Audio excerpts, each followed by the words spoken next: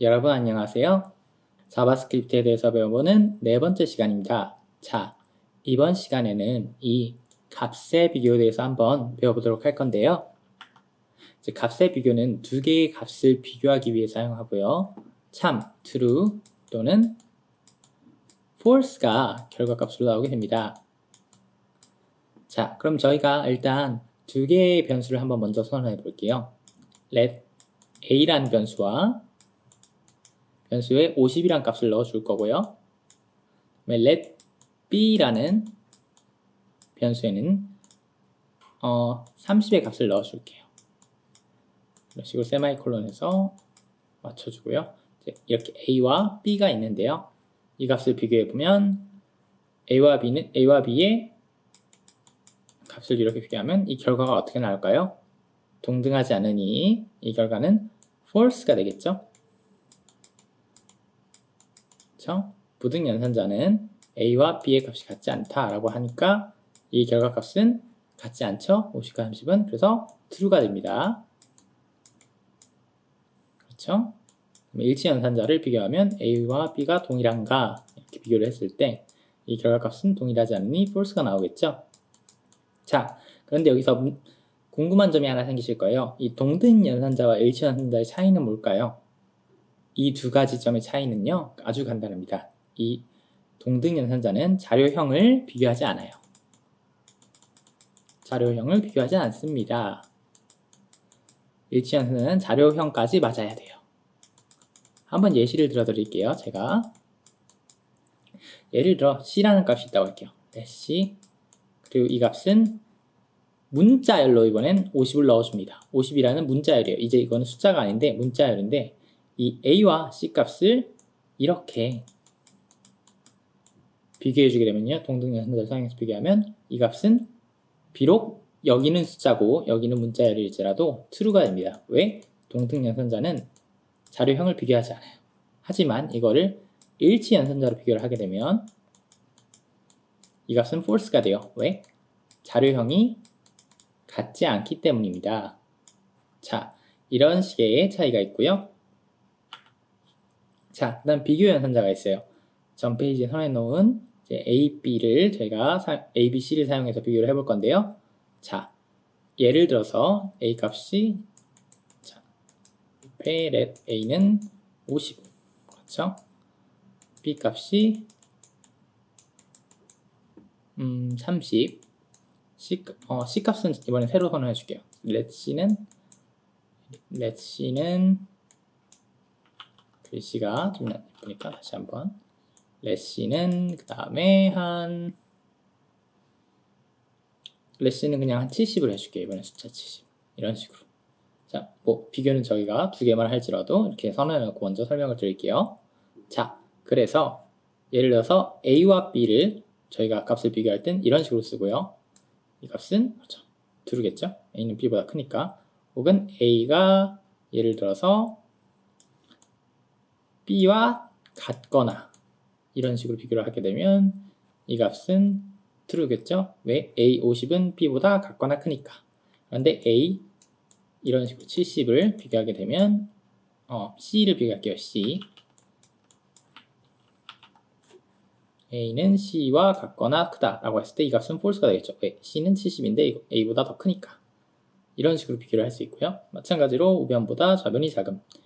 A는 예를 들어서 C보다 작다 라고 하면 이 값은 true예요. 왜? A는 50이고 C는 70이니까. 마찬가지로 아래도 A는 C와 같거나 작다 이런 식으로 비교를 해주고요. 이런 식으로 씁니다. 기호를. 이런 식으로 비교를 할 수 있고요. 네, 논리 연산자입니다. 이번에는 이제 비교문을 조합해서 복잡한 조건문을 만들 때 많이 사용하거든요. 그래서 예를 들어서 저희가 if문이라고 있는데요. 조건문이 if문 배울 건데 if문에 예를 들어서 저희가 전에 선해놓은 a와 a 값이 있어요. 이렇게 a 값은 몇이었죠? 50이었죠? c 값이 70 그리고 만약에 a가 이런 식으로 만듭니다. 헷갈릴 수 있으니까 a, b, c 값을 다 선언해 놓고 이렇게 설명을 드릴게요. a는 50 그리고 b는 30 let C는 70 이렇게 해서 A가 만약에 10보다 크고 그 다음에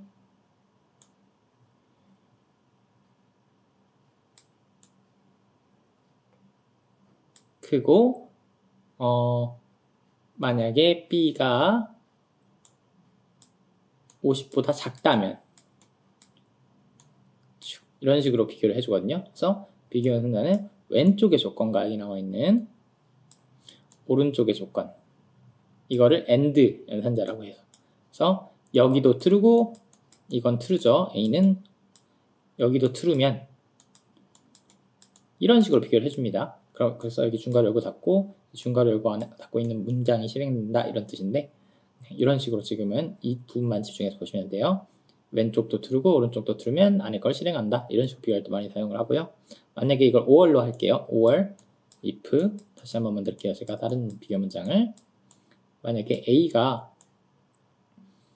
40보다 크고 or 혹은 or 이거 or이에요. B가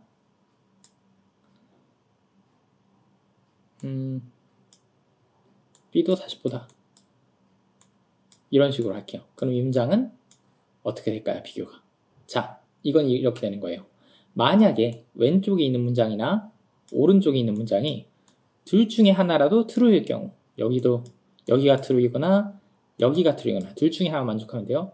여기가 true 혹은 여기가 true F true인 경우에는 안에 문장이 실행된다 이런 뜻이에요. 그 다음에 보시면은 양쪽이 다 F인 경우가 있어요. or 연산자에서는 양쪽이 다 F면 실행이 되지 않아요. 둘 중에 하나의 값만 true면 or 연산자에서는 실행이 되고 AND 연산자에선 반드시 양쪽의 값이 true여야 실행이 됩니다. 그래서 AND 연산자의 경우엔 양쪽의 값이 전부 true일 경우 여기는 true F나 F true 식으로 하나만 true를 만족할 경우에 실행이 되고요. 그렇다면 이 부정연산자는 어떻게 사용할까요? 간단하게 말씀드리자면 이 부정연산자는 true 값을 false로 바꿔줘요. 그리고 false 값을 true로 바꿔줘요. 그래서 저희가 예를 들어서 부정연산자인 true에 불리한 값인 true에 부정연산자 앞을 이렇게 사용해주면요. 이 값은 false가 되고요. 다음에 false의 값을 이렇게 false가 아닌 것은 true 이런 식으로 이해하시면 돼요. 그래서 예를 들어서 이 앞에 저희가 좀 헷갈릴 수 있겠지만 A 그리고 이 값이 예를 들어서 이 앞에 false 넣어주게 되면요. false일 경우를 만족시켜주는 거예요. 이런 식으로. 그래서 true 값을 false로 바꿔주고 false 값을 true로 바꿔준다 라고 이해하시면 됩니다. 네. 그래서 이 사막연산자라는 것도 있는데요. 이 사막연산자라는 건 어떻게 사용하냐면 쉽게 말씀드리자면 저희가 어떠한 A라는 변수를 하나 먼저 선언할게요. let A는 숫자 100이다. 이런 식으로 선언을 하게 되면요. 사막연산자는 예를 들어서 이 A 값이 물음표와 콤마를 이렇게 사용하는데요. 이 앞에 조건문이 예를 들어서 A가 90보다 크다 라고 이렇게 선언을 하고 뒤에 물음표 그 다음에 이 안에는 만약에 앞에 이 조건문이 true일 경우에 나오게 될 값 그래서 이런 식으로 사용해요. A는 120 혹은 80 그래서 A는 지금 이거 90보다 값이 크죠? 그래서 A의 값은 100인데 true일 경우에는 A에는 120이 들어가게 되는 거예요. 뒤의 값은 앞에 이 조건문이 false일 경우 들어가는 값이고요. 그래서 사막연산자는 물음표 이렇게 점 2개를 사용해서 표현하고요. 앞에 조건식이 true일 경우는 이 뒤에 두 번째 걸, 자, 1, 2, 3으로 나눌게요. 앞에 1번이 true일 경우에는 2번을 실행하고 앞에 1번이 false일 경우에는 3번을 실행해준다 라고 이해하시면 되고요. 그래서 사막연산자는 이런 식으로 변수의 값을 비교해 줍니다. 자, 여기까지가 값의 비교에 대한 시간이었고요. 다음 시간에 또 찾아뵙도록 하겠습니다.